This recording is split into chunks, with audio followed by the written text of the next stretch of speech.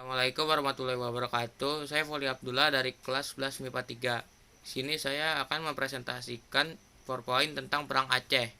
Latar belakang Perang Aceh. Aceh memiliki kedudukan yang strategis. Aceh menjadi pusat perdagangan, daerahnya luas dan memiliki hasil penting seperti lada, hasil tambang, serta hasil hutan. Karena itu, dalam rangka mewujudkan Pax Neerlandica, Belanda sangat berambisi untuk menguasai perdagangan di Aceh. Begitu juga zaman pemerintahan Hindia Belanda.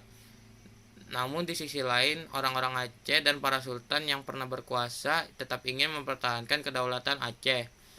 Semangat dan tindakan sultan beserta rakyatnya yang demikian itu memang secara resmi didukung dan dibenarkan oleh adanya Traktat London tanggal 17 Maret 1824. Traktat London itu adalah hasil kesepakatan antara Inggris dan Belanda yang isinya antara lain bahwa Belanda setelah mendapatkan kembali tanah jajahannya di Kepulauan Nusantara tidak dibenarkan mengganggu kedaulatan Aceh. Isi Traktat London itu secara resmi menjadi kendala bagi Belanda untuk menguasai Aceh. Tetapi secara geografis politis, Belanda merasa diuntungkan karena kekuatan Inggris tidak lagi sebagai penghalang dan Belanda mulai dapat mendekati wilayah Aceh. Belanda mulai kasak-kusuk untuk menimbulkan kekacauan di Aceh. Politik adu domba juga mulai diterapkan. Belanda juga bergerak di wilayah perairan Aceh dan Selat Malaka. Sahid atau menang. Agresi tentara Belanda pada tanggal 5 April 1873. Tentara Belanda di bawah pimpinan Jenderal Mayor J.H.R. Kohler terus melakukan serangan terhadap pasukan Aceh.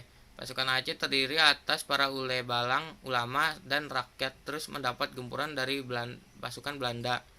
Dengan memperhatikan hasil laporan spionase Belanda yang mengatakan bahwa Aceh dalam keadaan lemah secara politik dan ekonomi, membuat para pemimpin Belanda termasuk Kohler optimis bahwa Aceh segera dapat ditundukkan. Pada tanggal 14 April 1873, pertempuran sengit antara pasukan Aceh di bawah pimpinan Teuku Imam Lueng Bata melawan tentara Belanda di bawah pimpinan Kohler untuk merebutkan Masjid Raya Baitur Rahman.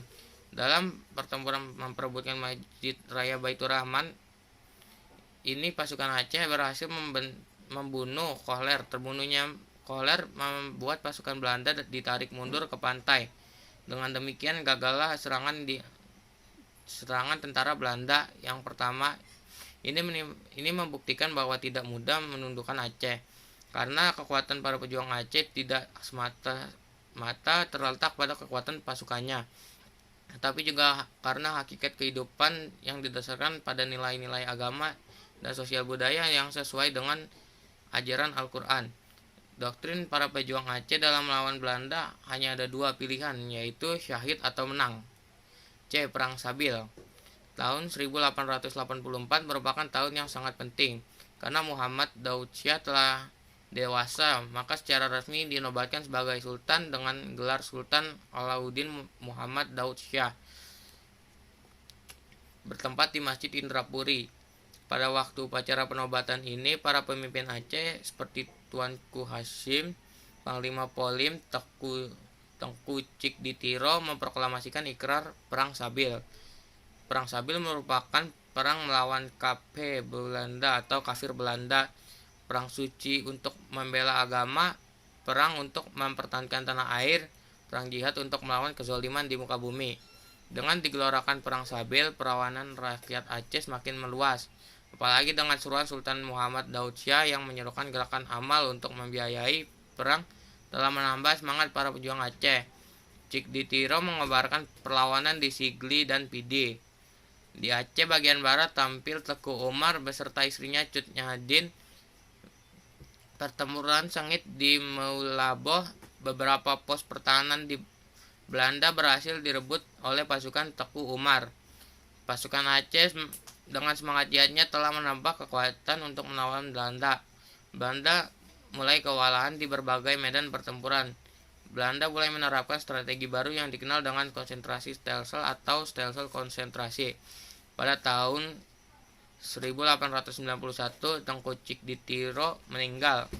Perjuangannya melawan Belanda dilanjutkan oleh putranya yang bernama Tengku Maamin di Tiro.